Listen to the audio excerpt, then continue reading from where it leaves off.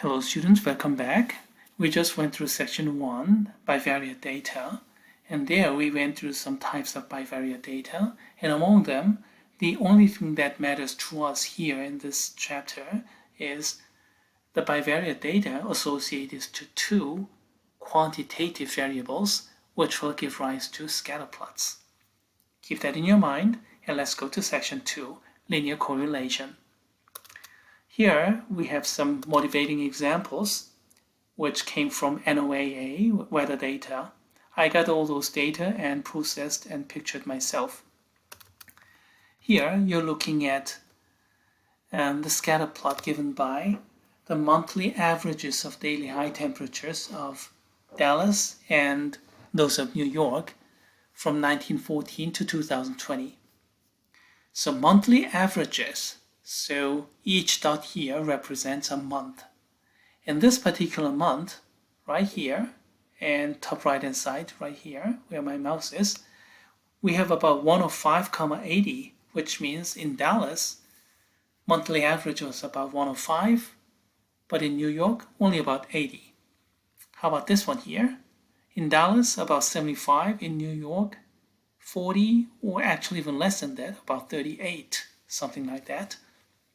But those are exceptions.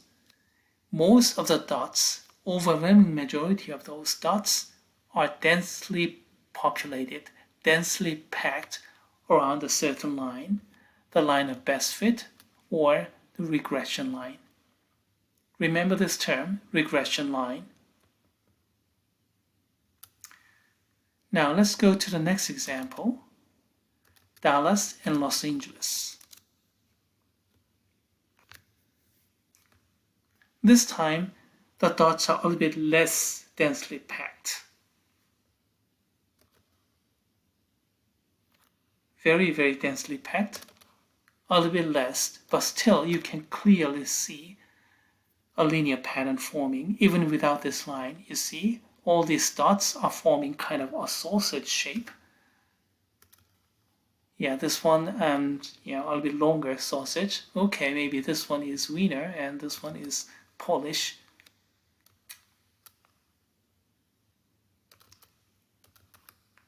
Dallas and San Francisco, even weaker, but still you can see a linear pattern.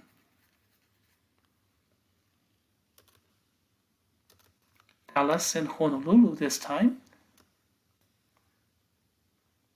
a little bit weaker, so we have rather football shape rather than sausage shape, but still you can see a linear pattern forming. Now all these have positive correlation, that is, as I move to the right, dots are generally going up, or the line of best fit or the regression line has positive slope. So I wanted to find negative examples, so here, Dallas and American Samoa. American Samoa is a US territory in South Pacific, so it's in the southern hemisphere, so seasons are reversed. So when it is hotter in Dallas, it's winter in American Samoa and vice versa, so we have negative correlation. And as you can see, yes, as I move to the right, dots are going down. Alright, so much for the motivating examples. And all these have some R values, negative 0.6099, 0.665, 0.663, and so on and so forth. And this one, 0.959. What are those? Those numbers are called correlation coefficient, and this is how you calculate. Oh boy, what does it mean? Let's go back to, let's say, this example here.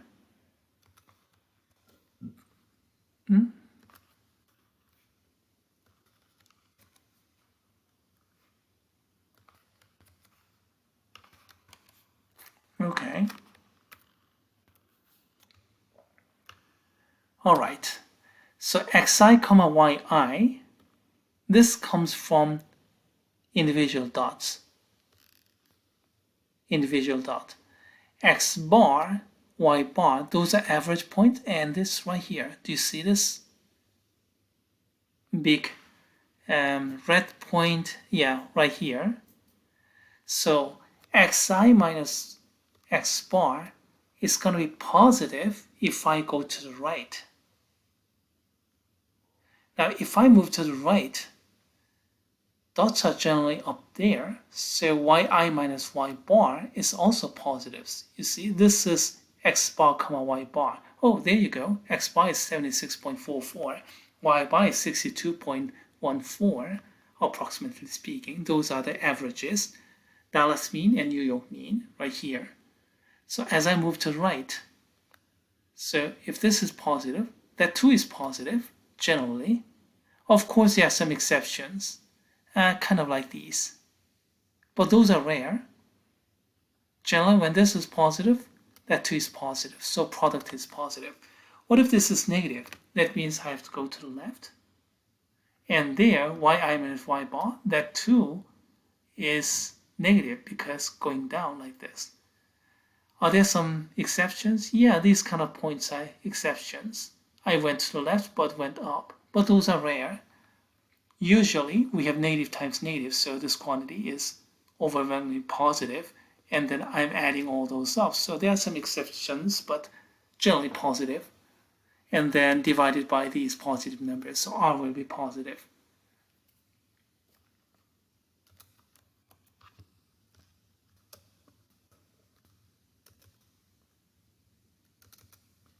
Let's go down to this picture, and this time things are different. Xi minus x bar is positive. That means I have the right hand side of this average point. As I move to the right, yi minus y bar, those tend to be negative because I'm coming down. You see, there's exceptions over here, of course, but those are rare. Mainly, all those are down here. So we have positive times negative. Now, what if this is negative? That means I have to move to the left. And in that case, generally they're up here. yi minus y bar is positive above this point. Of course, there are many exceptions down here, but those are rare. So generally, we have negative times positive or positive times negative. So if I add all those, then generally I'm going to have a bunch of negatives, but there are some exceptions that are positives too. So in the end, you get negative 0.6 something. That's what I get from this kind of picture.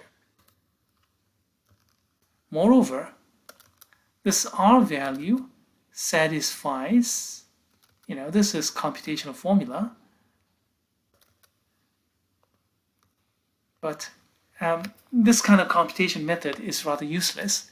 So let's not talk about how to calculate R value using this computational formula, but instead let's talk about its property, and then we're going to talk about how to calculate using technology 8.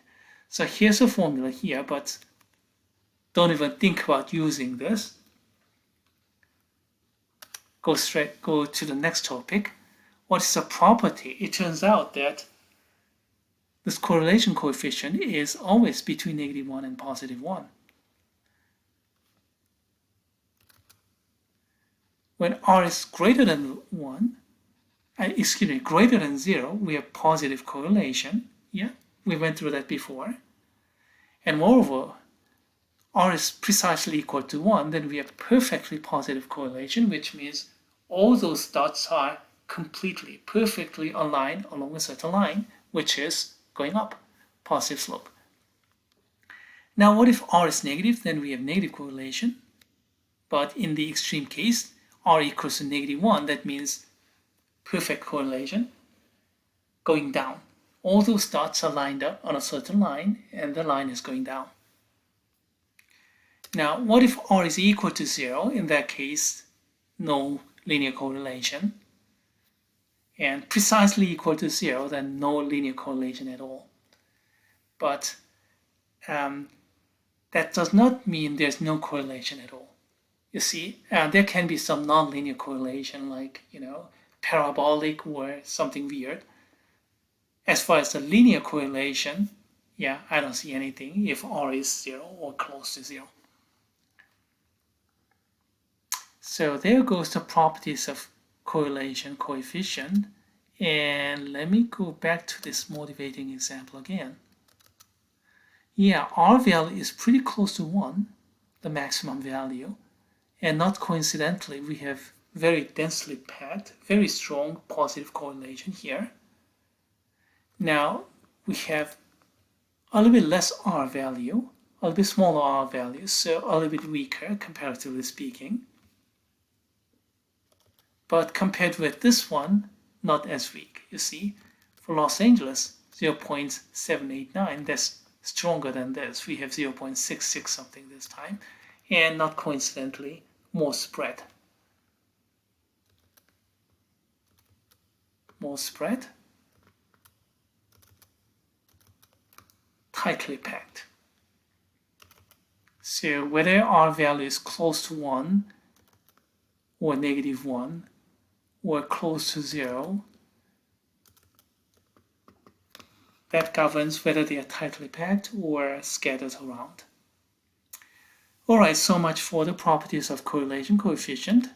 Now let's talk about how to calculate those. You see, this formula here is kind of useless. You see, let me expand the font. Numerator is like this, and denominator, Sx and Sy, those are standard deviations of x and standard deviation of y. So they're all positives down there. But still, in terms of computation, that's useless. We are going to use technology, and Mathematica is good technology aid as well, but it's expensive and difficult to use. So let's discuss how to do the computation using MS Excel. Okay, all right. Let's open up something in MS Excel. Yeah, okay, here we go.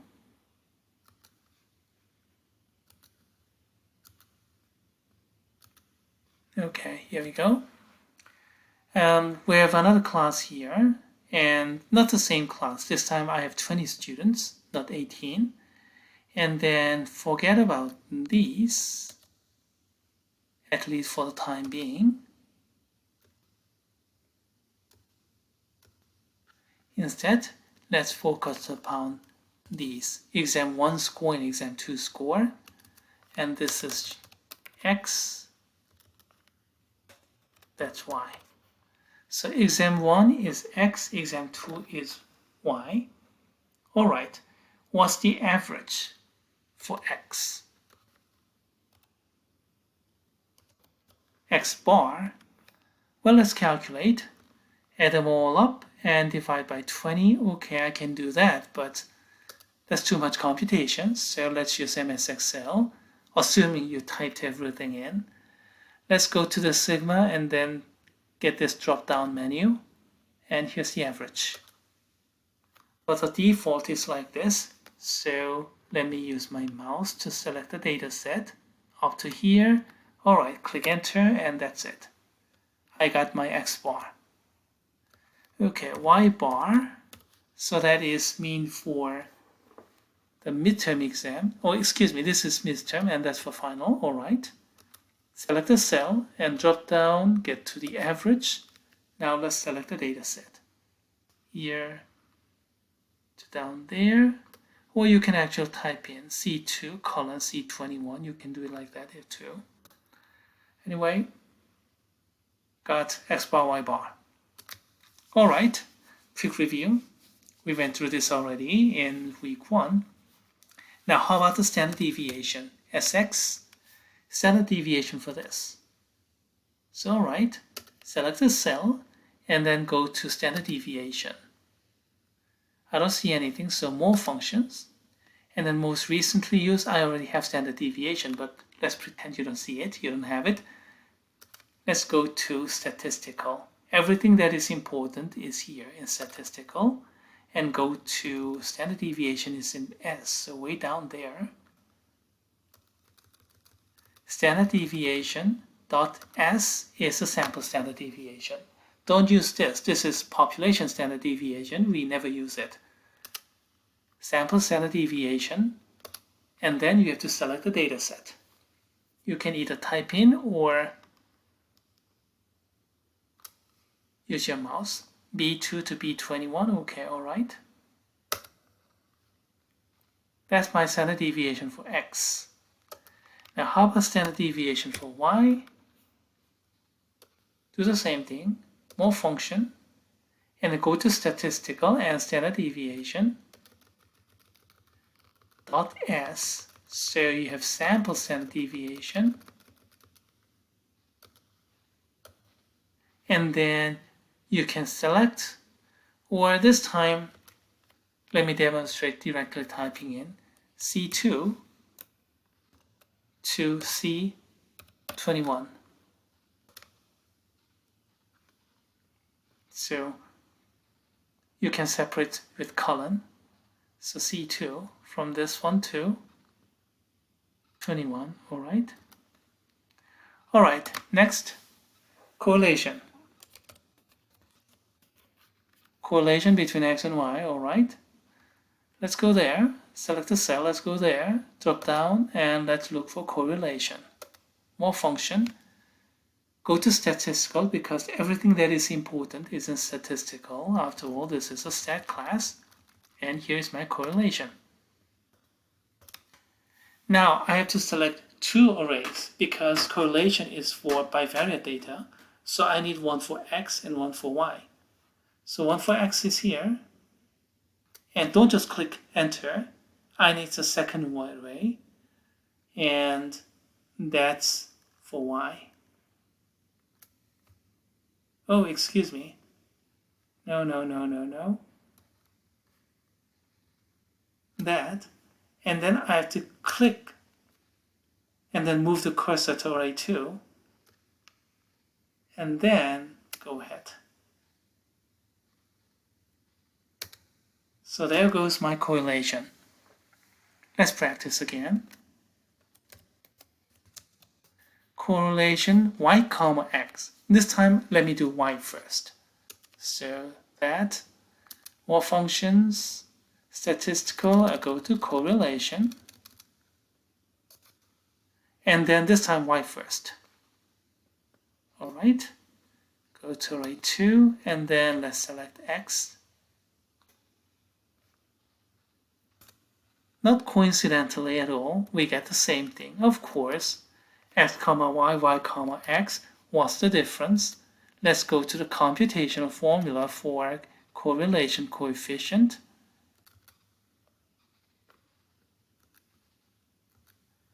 You see, X part times Y part, and multiplication is commutative.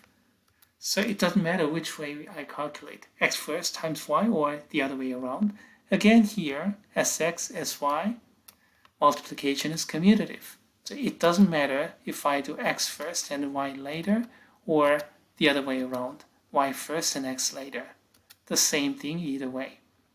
So that's how you can calculate correlation. Alright, now do I have enough time for a scatter plot? Okay, let's go ahead and do that. For these computation, you have to select the cell first, but for plot, you have to select the data first. So select these first, and go to Insert, and go to Charts. And recommended chart is already here, but let's pretend you don't see that. Go to All Chart, and then go to Scatter. Alright, select. And there goes your scatter plot. Let's see. Can you do something further? Okay, alright. Chart style or filters.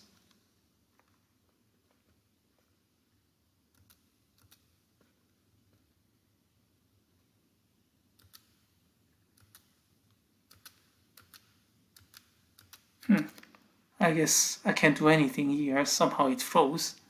Oh well, I completed everything, so I better stop here.